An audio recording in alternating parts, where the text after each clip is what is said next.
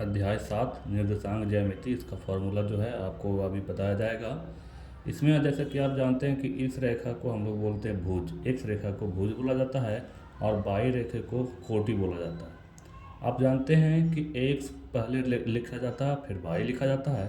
प्रथम पाद में आप जानते हैं प्लस प्लस होगा, द्वितीय पाद में पहले माइनस फिर प्लस होगा, तृतीय पाद में पहले माइनस फिर माइनस, चतुर्थ पाद में प्लस और माइनस, और आप जानते हैं कि इसको मूल बिंदु बोला जाता है। ठीक है। अब जब इसी मूल बिंदु बोला जाता है तो आपको देखना पड़ेगा कि मूल बिंदु का निर्देशांक क्या होगा। मूल बिंदु का निर्देशांक, मूल बिंदु का निर्देशांक, मूल बिंदु का निर्देशांक, जैसा कि आप जानते हैं मूल बिंदु अगर आपको लिखा जाए, सबसे पहले आपको एक्स वाले पार्ट को लिखना है, एक्स वाले पार्ट को पहले लिखना है। तो जब एक्स वाले पार्ट को जब लिखेगा तो बाई को आप कर दीजिए 0।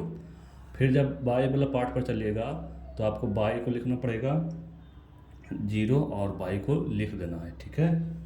उसके बाद अगर आपका एक्स अक्ष का लिखना है, एक्स अक्ष का समीकरण, एक्स अक्ष का समीकरण, एक्स अक्ष का समीकरण तो कर देना है बाई का 0। अगर बाई अक्ष का समीकरण लिखना है, बाई अक्ष का समीकरण, तो आपको एक्स बराबर कर देना है 0।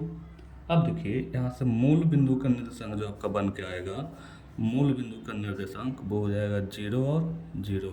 मूल बिंदु का निर्देशांक 0 और 0। अब इसका जो मेन फार्मूला बन के आता है कि जैसे कोई एक रेखा है, कोई एक रेखा मान लिया जाए बी नाम का और एक ए नाम का, ये दोनों के बीच में दूरी क्या है, दूरी, तो एक फार्मूला बनता है, उसको बोला जाता है दूरी सूत्र।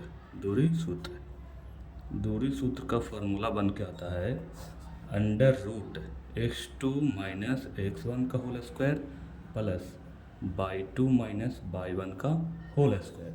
ये आपका फार्मूला बन के आता है। इस पर सारे ऑब्जेक्टिव वाले प्रश्न और सब्जेक्टिव वाले प्रश्न सोल्व हो जाते हैं।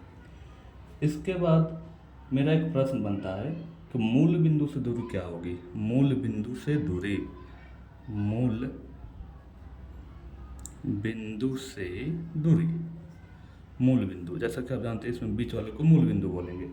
मूल बिंदु से जो दूरी होती है वो होती है आपका √x² प्लस y²। ठीक है। उसके बाद आपका निर्देशांक पर जो विभाजित होती है, जैसे इस प्रकार से जो विभाजित हुई है तो इसके पार्ट, इसके पार्ट, इसके पार्ट, सारे पार्ट को निर्देशांक के रूप में लिख करके आपको बताना पड़ता है। तो जैसे कि हम लोग लिखेंगे कि मान लिया जाए x और y का निर्देशांक, एक्स वाई का निर्देशांक, इसका फार्मूला बनता है m(x2) प्लस n(x1) बटा m प्लस n, और m/2 प्लस n/1 बटा m प्लस n। ठीक है। उसके बाद हम लोग देखेंगे आगे। उसके बाद आपका बनता है मध्य बिंदु का निर्देशांक। मध्य बिंदु का निर्देशांक, मध्य बिंदु का निर्देशांक, मध्य बिंदु का निर्देशांक का फॉर्मूला है x1 प्लस x2 बटा 2, फिर आपका है y1 प्लस y2 बट्टा में 2। ठीक है। उसके आगे एक इम्पॉर्टेंट फार्मूला जो आपका बनता है त्रिभुज का क्षेत्रफल। त्रिभुज के क्षेत्रफल का फॉर्मूला होता है 1/2 यानी half x1 into y2 minus y3 plus x2 y3 minus y1 plus x3 y1 minus y2।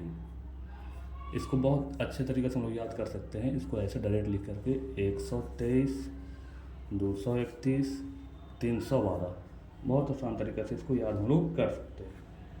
इसके बाद एक लास्ट आपका बन के आता है कि त्रिभुज के केंद्रक का निर्देशांक, त्रिभुज के केंद्रक का निर्देशांक बराबर होता है x1 plus x2 plus x3 बटा 3, फिर होता है y1 plus y2 plus y3 बटा 3। ठीक है, और इस प्रकार से आपके सारे फार्मूले यहाँ से हो गए।